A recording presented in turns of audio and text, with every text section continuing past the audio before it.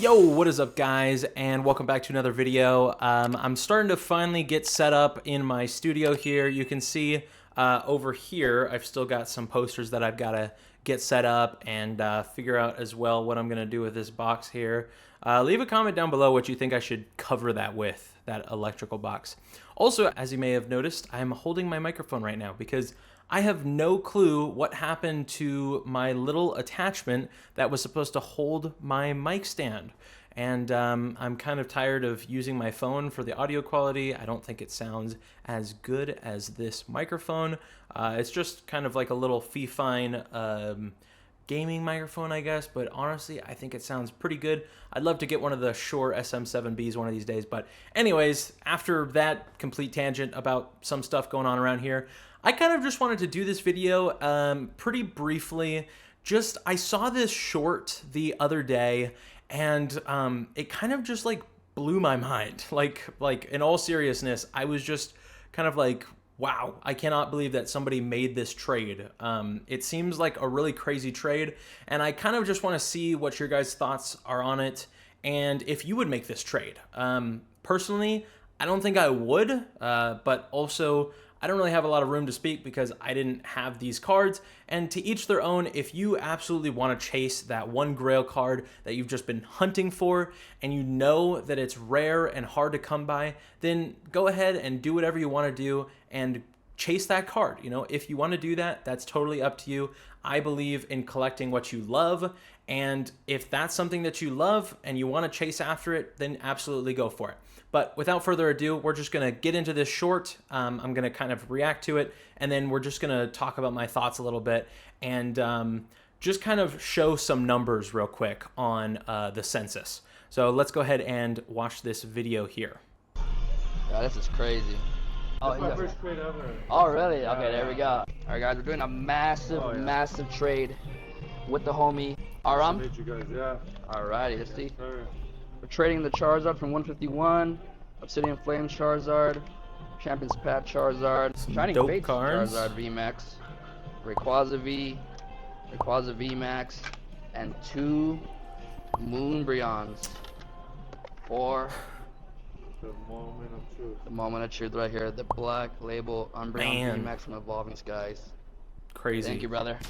Nice Thank to you, deal man. with you, man. So there we go. So first off, TCG Metro, I'm not trying to put you on blast at all. I think that it's very respectable what you're doing. Trades are super cool. And I'd love to offer trades in the future, by the way, once I get a hold of some more Grail cards. But yeah, so basically what we just watched was a Black Label Umbreon trade. And yeah, I mean, it's an absolute beauty. It's super cool that, you know, somebody's getting this card. Obviously, he was super excited to get a hold of it. And like he said in the video, the guy trading for it, he said that this was his first trade. And what a crazy trade to start. I think my first trade was, you know, trading a non-holo Lucario for a non-holo Turtwig or something. You know, like what I was trading at first was nothing crazy. But here we go, trading which was estimated $3,500 worth of slabs right there. You know, a ton of absolutely awesome chase cards. You had the Rayquaza VMAX, the Rayquaza V, a bunch of Charizards there, shiny Charizards from just all sorts of really cool sets, Shining Fates, and some other ones. And then you had those 2 PSA 10 Umbreons. And I think that that's kind of the part that I really wanted to dissect in this video, was just my thoughts, and I've talked a little bit about it before, my thoughts on the amount of Umbreons that exist and exist in a PSA 10. So let's go ahead and look at the computer and let me show you what I'm talking about. All right, so we're back on the census for PSA, and I've got it highlighted right there. So this is how many PSA 10s exist for the Full Art Umbreon VMAX Secret, which is 215 out of, I think, 213 on the set. And I'll just go ahead and scroll up just to show you guys that right here, the second from the right is 10, and then the furthest to the right is total, and so on. And yeah, there's over 10,000 of these cards in a PSA 10, 10,844 as of today, which it is the middle of April 2024. And I understand that it's been a few years since Evolving Skies has come out. And obviously there's been, a lot of hype for this set. A lot of people have been searching for that card. But look no further. I mean, there's 10,000 of them in a PSA 10, totaling 14,408 copies that are graded by just PSA. I'd like to note that, just PSA. If you look over the CGC census, there is 1,039 in a Gem Mint 10 from CGC, 335 pristine 10s, and 36 perfect 10s. Now, for some of you who may be newer to the hobby or are not very familiar with CGC, so CGC had a change to their labels semi-recently. They started doing the black and white labels, which are the newer labels, and they changed how they grade. So grading has become where Gem Mint 10s are just flat out 10s, and then pristine 10s are like these golden labels. But the older CGC labels, the blue labels, they used to have what was called a perfect 10. And that was in the instance when they used to do subgrades, where all of the subgrades would be a 10. So it would be 10 across all of the subgrades, just like a black label from Beckett. So perfect 10, completely and utterly perfect. There is 36 of them. And I understand how supply and demand works. I understand that there's a lot of demand for this card. But guys, how is this card still getting such high sales, even in 2024, when we see that there is this many of them in such high grade? And not only is it the most common for them to be in this high grade, but there's so many that are in these higher grades than even Gem Mint 10. And so really, I think the final nail in the coffin here is when you go over to Beckett, and I'm just, keep in mind, I'm talking about the fact that in this video, this gentleman, he traded 2 PSA 10s for the black label 10. And at first going into this, I was kind of thinking, okay, maybe there's like 5 of those black label 10s. Maybe they're just extremely rare, hard to come by cards. No wonder he was looking to trade in 2 PSA 10s for that card. When we go over to Beckett's side, there is 116 black label 10s for the Evolving Skies Secret Alt Art 215. There you go, right there. It says 215, and there is 116, more than 100 black label 10s, and 1,500 9.5s, which are technically Gem Mint.